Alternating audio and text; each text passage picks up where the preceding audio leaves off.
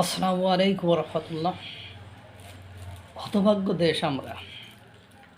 মিথ্যুকের সাথে একবার গিয়েছিলাম, ধর্ষকদের সাথে একবার গিয়েছিলাম। শয়তান সারা জীবন শয়তানই থাকে, ও কখনো ভালো হতে পারে না। পাকিস্তানের সেই প্রেতাত্মাদের আবারও দেখা যাচ্ছে এবং তাদের সেই মিথ্যাচার, তাদের সেই ভণ্ডামি, তাদের সেই অসদাচরণ আবারও পরিলক্ষিত হচ্ছে। যদি বলেন এত কিছু কেন বললেন, আপনারা জানেন বাংলাদেশের বীর সৈনিকরা 6 জন সুদানে মারা গিয়েছে ড্রোন হামলায় মারা যাওয়ার পরে সেখানে 43 জন সেনাকে নাকি পাকিস্তানালারা উদ্ধার করেছে, তাদের হয়ে নাকি যুদ্ধ করেছে, সেখানে যে তাদেরকে রক্ষা করেছে। আজকে আইএসপিআর যে বাংলাদেশের যে সেনা দপ্তর, সেখান থেকে স্পষ্ট বিবৃতি দেওয়া হয়েছে, পাকিস্তান বাংলাদেশের সেনাদেরকে রক্ষার্থে কোনোই ভূমিকা পালন করে নাই। ইত্তেফাকে সুন্দর করে এটি প্রকাশিত হয়েছে।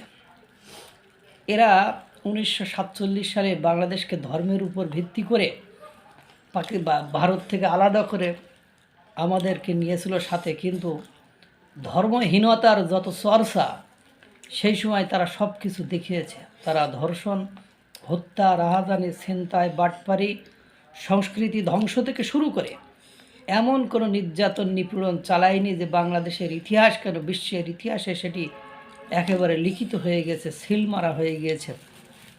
অথচ তাদেরকে মুক্তি দিতে, তাদেরকে এই অপকর্ম অপদস্থর হাত থেকে রক্ষা করতে বা তাদের এই অপকর্মকে ঢাকতে নতুন একটা গোষ্ঠী বাংলাদেশে বসে পায়তারা চালাচ্ছে। তারা বোঝাতে চাচ্ছে পাকিস্তান তাদের ভাই, বড় ভাই। আরে শয়তান শয়তানই হয়, ও কখনো বড় ভাই হতে পারে না। তার আবারও জ্বলন্ত বাস্তব উদাহরণ হলো সুদানের ঘটনায়। এখানে পাকিস্তান প্রেমী, পাকিস্তানপন্থী যে হারামিগুলো আছে, তারা সুন্দর করে ছড়িয়ে দিল যে বিজয়ের মাসে পাকিস্তান বাংলাদেশের সেনাদেরকে রক্ষা করেছে, কত সুন্দর করে বলেছে। কিন্তু আইএসপিআর থেকে সরাসরি জানিয়ে দিয়েছে তারা কোনো ভূমিকা পালন করে নাই। তারা বাংলাদেশের সেনাদেরকে রক্ষা করতে সেখানে যাই নাই। দেখছেন কত বড় মিথ্যাচার, কত বড় ভণ্ডামি, কত বড় মুনাফিকি। এই ধরনের চরিত্র ওদের আগেও ছিল, এখনও আছে এবং আজন্মকাল থাকবে, এটাই স্পষ্ট প্রতীয়মান হয়। এত বড় মিথ্যাচার কেমনি? মিথ্যুক তো মিথ্যাচারই করবে। তাদের পাকিস্তানকে যারা বিশ্বাস করেছে, পাকিস্তানের সাথে যারা বন্ধুত্ব করেছে, তারা কেউ ভালো নেই, বাংলাদেশও ভালো থাকবে না।